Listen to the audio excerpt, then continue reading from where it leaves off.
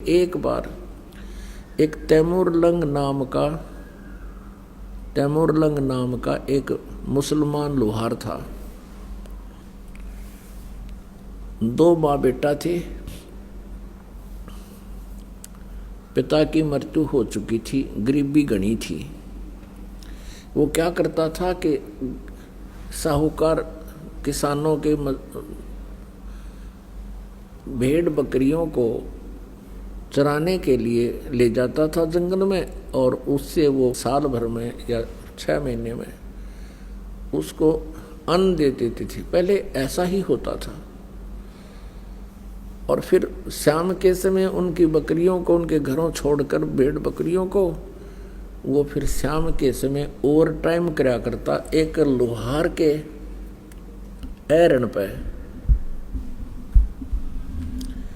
एक लोहार के ऐरण पे ऐसे घण मारण की ओवर टाइम सेवा कराया करता। वो भी उसको कुछ मेहनताना पार्ट टाइम दे दिया करता। और उसकी माता जो थी बहुत साध्वी थी, धार्मिक थी। कोई भी अतिथि आ जाता था द्वार पे तो उसको खाना खाए बगैर नहीं जाने देती थी, करबद्ध हो जाती थी, भोजन पाओ। और बहुत ही अच्छी नेक बहन थी। एक दिन क्या हुआ कि तैमूरलंग जंगल में भेड़ बकरियां चरा रहा था। उसने खाना खा लिया था, 1-2 रोटी जैसी करते ले गया था, वो खाना खा चुका था। उसी समय परमेश्वर एक जिंदा महात्मा का रूप बनाकर, एक साधु यानी मुसलमान फकीर होते हैं जिंदा, और तैमूरलंग के पास खड़ा हो गया। तैमूरलंग ने कहा, महाराज अभी अभी मैंने खाना खाया है, भोजन की सुनाओ। परमात्मा ने कहा, भाई भूख लग रही है। भूख लगी है। कहने लगा, भगवान आप यहाँ बैठो, अभी साथ में गांव है, यही हमारे निकट ही घर है, ये साथ ही, और मैं अभी खाना लेकर आता हूँ।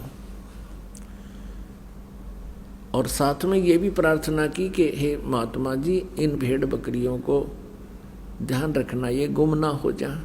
हम बहुत गरीब व्यक्ति हैं, 1-2 बकरी भी गुम होगी तो हमसे इनकी कीमत पूरी नहीं होगी। परमात्मा ने कहा, बेटा मैं खूब रखवाल करूंगा, तू जा। दौड़ा दौड़ा आया, अपनी माँ से कहा, माँ, क्योंकि जैसा बच्चा घर में देखता है वैसी ही भावना उसकी विचार बन जाती है।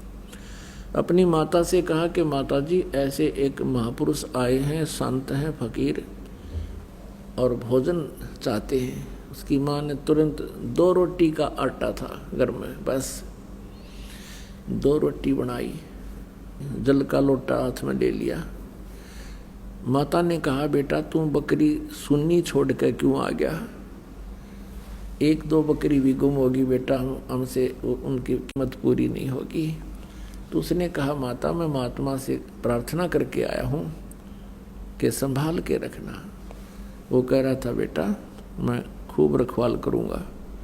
माता ने सोचा कि मैं चलती हूँ, महात्मा के दर्शन भी कराऊंगी, आते समय ये लोटा ले आऊंगी। अब वहाँ जब पहुँचे तो महाराज जी बैठे थे, परमात्मा विराजमान थे।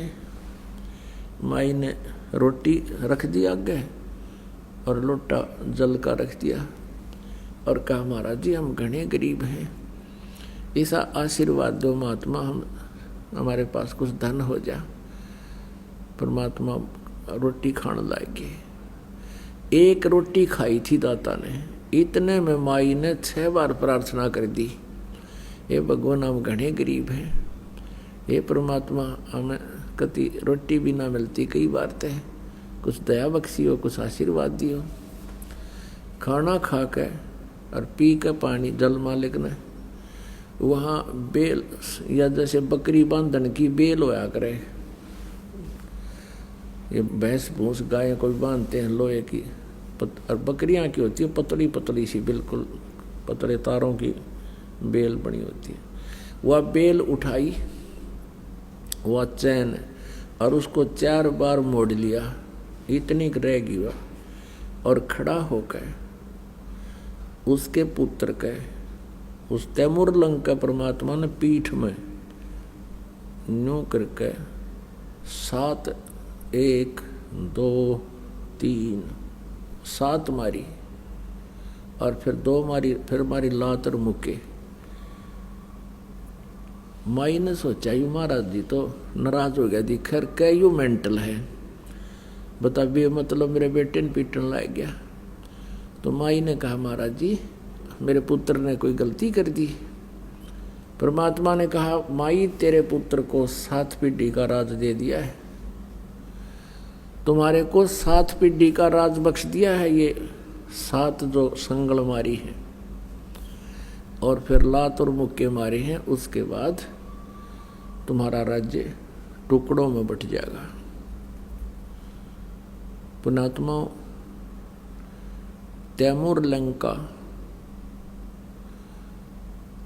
लंका पोता था बाबर, और उससे लेकर के औरंगजेब तक 7 पीढ़ी ने दिल्ली का राज कराया,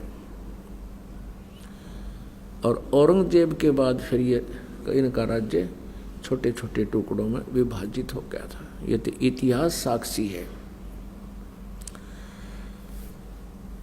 अपने आत्माओं क्या हुआ, अम्माई ने सोचा ये तो सचमुच कोई वैसे ही कोई पागल सा आदमी है, ये ऐसी बात कह रहा है, तेरी 7 पीढ़ी का राज दे दिया, समय पर टूक नहीं, कोई बात नहीं, शांत होकर आ गई अपने घर पे हमने। अब क्या हुआ कि कुछ दिनों के बाद तैमूर लंग ने क्या देखा कि उसी अक्षेत्र का एक राजा बहुत बदमाशी करया करता। गांव में जो भी कोई सुंदर लड़की होती युवा, उसको अपने उन नौकरों से, क्योंकि मुखबर होते थे गांव गांव में उनके, वो संकेत कर देता और उसके वह सिपाही ठा लाते। ऐसे ही उसी गांव की एक लड़की, युवा लड़की, खेतों से पशुओं का चारा लिए आ रही थी। तैमूर लंग वहां बकरी भेड़ चरा रहा था। इतने में उस राजा के नौकर एक उसी गांव की उस लड़की को जबरदस्ती करके अपने वाहन में घोड़ों के ऊपर डालना चाह रहे थे। उसने शोर मचा दिया, अरे भाई तैमूर आइए, अरे तैमूर भाई मने बचाइए। और पाड़ी दौरा तो लठ हो सके, बांध के सिर का कपड़ा और डे का लठ बाज लिया, मट्टा मट सैनिकों के कई गट्टे तोड़ दिए। अब वो कई जने थे तो तैमूर लंग को इतना मार पीट दिया, उसको मृत करके छोड़ कर चले गए। वो परमात्मा का आशीर्वाद था, वो जीवित हो गया और गांव के लोग पहुंचे, उसको घर ले आए, कुछ दिन में स्वस्थ हो गया। अब उसके मन में एक कल्पना होगी, ए भगवान मैं राजा बनूं और इस अन्यायी राजा का बक्कल तारूं, इसने हमारी बहन बेटियों की इज्जत लूट रहा है, और यही तरफ बनेगी उसके। इसी उद्देश्य से उसने क्या किया, सपने में एक दिन परमात्मा वही जिंदा महात्मा तैमूर लंग को दिखाई दिए और कहा, बेटा जिस एहरन पर तू पार्ट टाइम काम करता है, हथौड़े मारन जाता घण मारने, उस एहरन ने मोल ले ले और उसके नीचे एक बहुत बड़ा खजाना दबा हुआ है, हीरे पन्ने जवाहरात सोने की असरफियां, बहुत घना खजाना है। और परमात्मा ने कहा, तू स्वप्न में बात की कि भगवान हम कैसे खरीदेंगे, पैसा तो है नहीं। प्रभु ने कहा कि आप उनसे जिक्र करना और उधार पे ले लेना, वो दे देगा। कहते परमात्मा जब दया बख्शता है दोनों तरफ से रिमोट से चलाता है। सुबह उठा अपनी माँ से वो सौपन बताया कि माता जी ऐसे ऐसे वही महाराज दिखाई दिए थे और ये कह रहे थे कि तू उस एरण मोल ले ले। अब उसी रात्रि में उसकी माता जी को भी परमात्मा ऐसे ही दिखे। उसकी माँ ने भी कहा बेटा मुझे भी सौपन थोड़ा थोड़ा याद है, आज भगवान वही संत वो फकीर दिखाई दिए, पर बेटा मैंने वो समझ नहीं सकी, मेरा याद को ना उन्होंने के बात कही थी। तैमूरलंग ने कहा माँ मेरे सारी बात याद रहेगी। तो कहने लगी बेटा हमने कौन देगा वो एरण का स्थान था को 20, 30, 50 गज, तो हमें कैसे देगा, हमारे पास पैसा नहीं। तो तैमूरलंग ने कहा कि माता जी महात्मा जी कह रहे थे तू एक बार चर्चा शुरू करना। माता जी कहने लगी बेटा देख ले चर्चा करके उधार पे। उधर से परमात्मा ने उस एरन वाले लोहार के मन में एक विशेष प्रेरणा कर दी कि ये स्थान थोड़ा है और बाहर उसका प्लाट था थोड़ी सी दूरी पे, वो कुछ बड़ा था कि यहाँ अब भीड़ बढ़ने लगी, इसको कोई इस स्थान को मोल ले ले तो मैं उधार भी दे दूँ, चाहे 1 साल में दे दे हमारे पैसे। अब उसने तैमूरलंग ने जाकर उस लोहार से प्रार्थना की और सब चर्चा की। वो लोहार कहने लगा भाई इस एरण समेत दे दूंगा तेरे को। अब तैमूरलंग ने यही प्रार्थना की थी यदि आप एरण समेत मुझे दे दो तो मैं भी अपना गुजारा कर लूं। तो वो कहने लगा मैं एरण समेत दे दूंगा, क्योंकि वो एरण पुराना हो गया था, उसने नए लेने की सोच ली। ये सब मालिक की मेहर होती है, जब परमात्मा काम बनाता है वो दोनों तरफ रोल करता है। तो उसने कहा भी तुम कितने दिन में पैसे दे दोगे? उसने कहा भी 1 वर्ष में दे देंगे। तैमूरलंग कहने लगा 1 वर्ष में आपके सारे पैसे दे दूंगा। तो एरन वाले ने कहा कि यदि 1 वर्ष में नहीं दोगे तो क्या होगा? आप पे कहने लगा कि मैं ये एरन वापस ले लूंगा सारा स्थान समेत। तैमूरलंग ने कहा लिखवा ले बेशक मेरे से, वचन हो गए, ठीक है। उसने 1-2 दिन में वो स्थान खाली कर दिया और परमात्मा ने फिर सौपन में उसको दिया कि तू एकदम इस पैसे को व्यय मत करना, किसी को खबर ना लगने देना, धीरे धीरे इसका प्रयोग करना। तो मालिक के संकेत अनुसार उसने पहले उसके चारों तरफ एक मिट्टी की ऊंची सी दीवार बनाई। खोद कर देखा तो वहाँ सचमुच बहुत ज़्यादा असरफी सोना काफ़ी सामान था। अब उसके फिर वह बात याद आ गई है भगवान में राजा हो बनो और ऐसे निकम्मे राजाओं को मैं फिर सीधा करूं। अब उसने क्या किया, पहले भेड़ बकरियां लाया मोल थोड़ी सी 20-30, फिर उनको बेच दिया, फिर 50-60 लिया, फिर उनको बेच दिया, फिर ले आया, फिर और बेच दिया। अब आम व्यक्ति ने सोचा भाई इसका तो भगवान ने हाथ पकड़ दिया और व्यापार में घना वृद्धि होगी। तो धीरे धीरे उसने ऐसा दिखा कि मुझे बिजनेस से बहुत लाभ हो गया। उधर से उसने क्या किया, अपने नगर के और आसपास के गांव के युवाओं से कहा कि भी ऐसे ऐसे हमारी बहन बेटियों के साथ बेइज्जती की जाती है और हमारे लिए शर्म की बात है, और मैं चाहता हूं कि मैं राजा बनूं, तुम मेरे सैनिक बनो, और मुझे व्यापार में बहुत धन हाथ लग गया है, तुम्हें प्रति महीना 1 रुपया तनख्वाह दिया करूँगा। आज के तो 50,000 हैं, उस समय के 1 रुपया। तो युवा बच्चों ने स्वीकृति दे दी और कहा ये बात गुप्त रखना। लोहार था एक कारीगर, जंगल में एरन डाल लिया, आप पर तलवार बनावे, आप पर डाल बनावे, और हजारों की संख्या में बच्चे तैयार कर लिए। उन्हें तलवार चलाना सिखा दिया और घोड़े खरीद लिए। एक दिन उस राजा को सुबह सुबह जाके और चारों तरफ से उसका किला घेर लिया और आवाज़ लगा दी कि या तो समर्पण कर दे, सरेंडर कर दे, नहीं तो बाहर आ जा, युद्ध कर ले।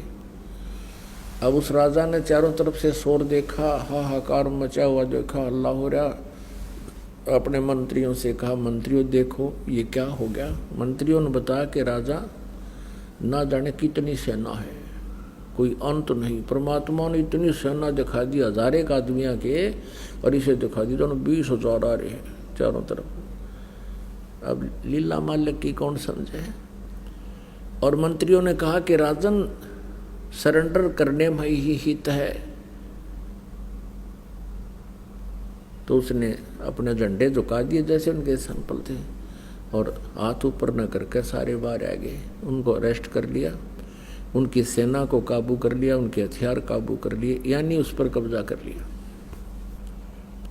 परमात्मा ने उस तैमूर लंग और उसकी माँ को फिर एक दिन बीच में आके कहा था, बेटा भक्ति करो तुम। तो उनको प्रथम मंत्र दिया था। उस दिन के बाद तो उसने भक्ति की, फिर वो बकवाद्या में बढ़ गया। भक्ति तो दी छोड़, बाकी राजपाट में उसका ज़्यादा रुचि होगी। तो तैमूर लंग ने फिर दूसरे राजा पर चढ़ाई की, यानी युद्ध कर दिया, उसको भी विजयी कर लिया। फिर और दूसरों को संदेश भेज दिया कि भी मेरे पास इतनी सेना है, या तो युद्ध करो या सरेंडर करो। उस नालायक ने यहाँ तक कि दिल्ली पर भी आके अपना कब्जा कर लिया, और दिल्ली के शासन पर, दिल्ली के सिंहासन पर अपना एक नौकर छोड़ दिया, अपना एक दास गुलाम राजा छोड़ दिया, और उसको कहा कि मुझे सालाना इतना टैक्स तू देगा। उस कुछ दिनों के बाद फिर उसका पोता बाबर यहाँ का दिल्ली का बादशाह बना। उसके बाद औरंगजेब तक 7 पीढ़ी ने राज किया। फिर क्या हुआ कि ये राज्य पाकर भूल गया भगवान परमात्मा, उसको फिर शिकार में मिले, और शिकार में उसके साथ ऐसी घटना की कि उसका घोड़ा बहुत दूर चला गया, प्यासा मर गया, कहीं पानी नहीं, जान निकलने को होगी।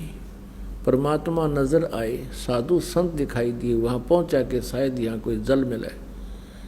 तब परमात्मा उसी रूप में आगे, जिस रूप में उसको उस दिन मिले थे, जिस दिन उसके पास शाम की रोटी नहीं थी।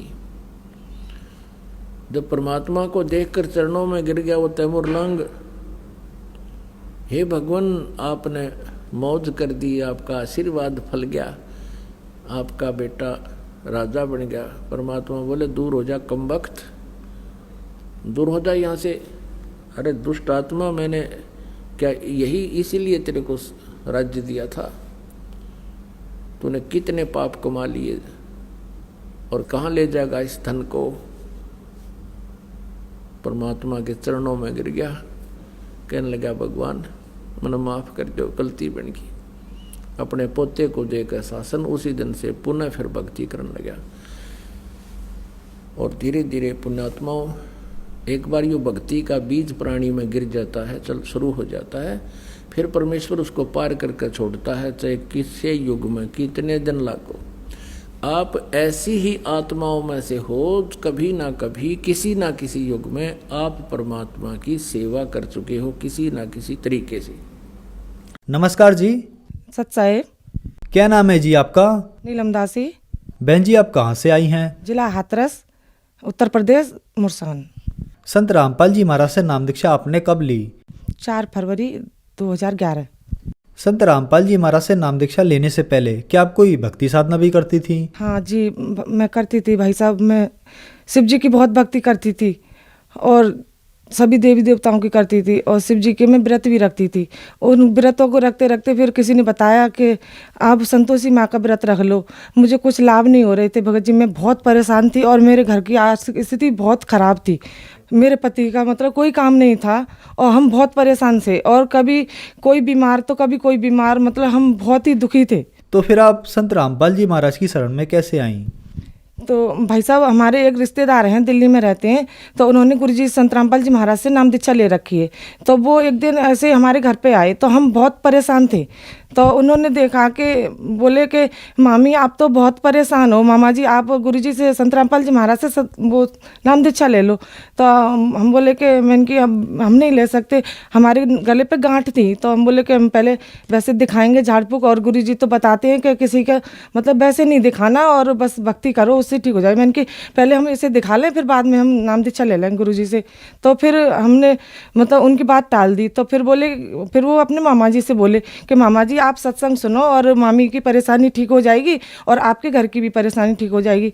तो उन्होंने मतलब सत्संग सुनाया, सृष्टि रचना सुनाई। तो मेरे जब तो कुछ समझ में नहीं आई, तो उनके समझ में आई, मेरे जो पति हैं उनके समझ में आई। तो बोले कि जो बता रहा है लाला वो अच्छे सही बता रहा है और हम सत्संग सुनाएंगे, पहले फिर चलेंगे गुरुजी के आश्रम में। तो हमने फिर सत्संग सुना टीवी पे संत रामपाल जी महाराज का। तो हम सत्संग सुनते रहे 10-15 दिन हमने सत्संग सुना।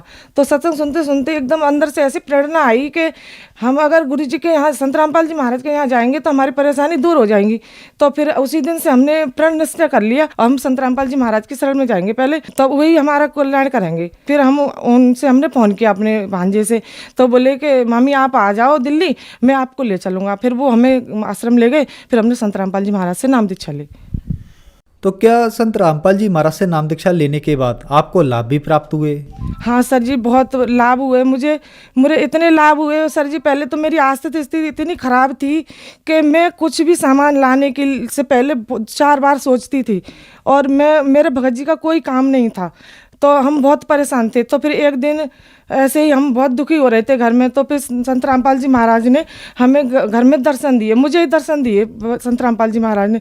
तो मुझे ऐसे समझाया संत रामपाल जी महाराज ने कि मुझे मतलब मैं जानती हूँ, मैं अपने जीवन में मुझे किसी ने भी नहीं समझाया होगा, मेरी मम्मी है, मेरे पूरा परिवार, किसी ने नहीं समझाया मुझे इस तरीके से।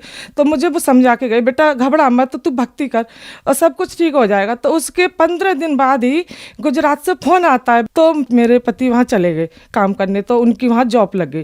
फिर वहाँ से आने के बाद फिर हमारा मतलब आर्थिक स्थिति बिल्कुल ठीक हो गई और हमारा मतलब सही से हम ठीक रहने लगे।